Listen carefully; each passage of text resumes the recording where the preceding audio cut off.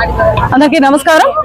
ఈ రోజు మన ఆంధ్ర రాష్ట్ర పరిస్థితి ఎలాగుందంటే మన కోస్తా ఆంధ్రలో అమరావతి గురించి, అమరావతిలో నివసిస్తున్న తల్లుల గురించి ఎంతో నీచంగా వేశ్యలుగా మాట్లాడుతున్నాడే ఈ సాక్షి ఛానల్ జర్నలిస్ట్ కేఎస్ఆర్ అయితేనేమి, కృష్ణ రఘు అయితేనేమి। మీరు కూడా ఆ ప్రాంతంలోనే నివసిస్తున్నారు కదా, మరి అక్కడ కూడా మీ తల్లులు, మీ భార్య, మీ పిల్లలు కూడా ఉంటారు కదా। అంటే మీరు వేశ్యలుగా అన్నప్పుడు మీకు కూడా తగులుతుందా తగలదా అని మేము ఈ విధంగా గట్టిగా అడుగుతున్నాం। ఎందుకంటే సంవత్సరానికి 3 పంటలు తీసే రాజధాని ప్రజలు, అక్కడ ఉన్న ఎంతో మంది అలాంటి వారు స్వచ్ఛందంగా అమరావతి కోసం రాజధాని నిర్మాణం కోసం తమ భూములను కూడా లెక్క చేయకుండా అందజేసిన ఘనత ఆ తల్లులది। ఎంతో సంవత్సరం వరకు పోరాటాలు చేసిన ఘనత ఆ తల్లులది।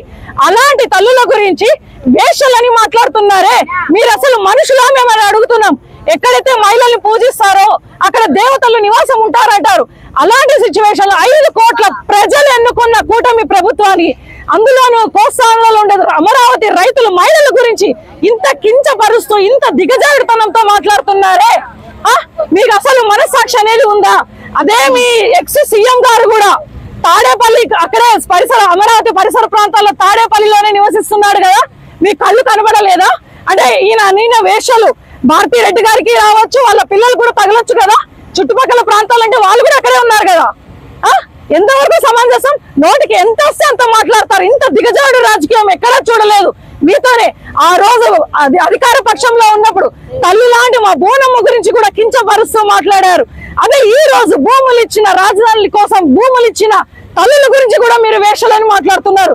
దీన్ని మేము ఊరికే నిజంగా అంటే చెప్తున్నాము, ఎంతటికైనా మేము ప్రతిపక్షంలోనే కేర్ చేయలేదు, అలాంటి అధికార పక్షంలో ఎవరిని ఇడిచిపెట్టే ప్రసక్తే లేదు।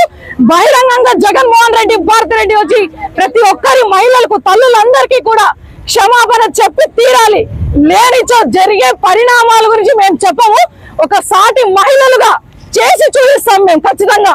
ప్రతి ఒక్కరు గుర్తించుకోండి ఈ విషయాన్ని। ఆ రఘు ఎవడు వాడు? ఒక జర్నలిస్ట్ అంటే ప్రతి ఒక్కరికి ఎంతో అభిమానం ఉంటది। ఆ సాక్షి అనే ఒక పనికి మాలిన పత్రికలో మహిళల గురించి కించపరుస్తూ మాట్లాడుతున్నారు। దీన్ని మేము తీవ్రంగా ఖండిస్తున్నాం, వదిలిపెట్టే ప్రసక్తే లేదు।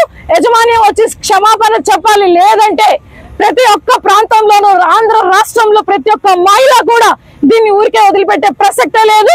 ముందు ఉంటుంది మీకు ముసళ్ళ పండుగ చేసి చూపిస్తామని మహిళా లోకం తరఫున తెలియజేస్తున్నాను।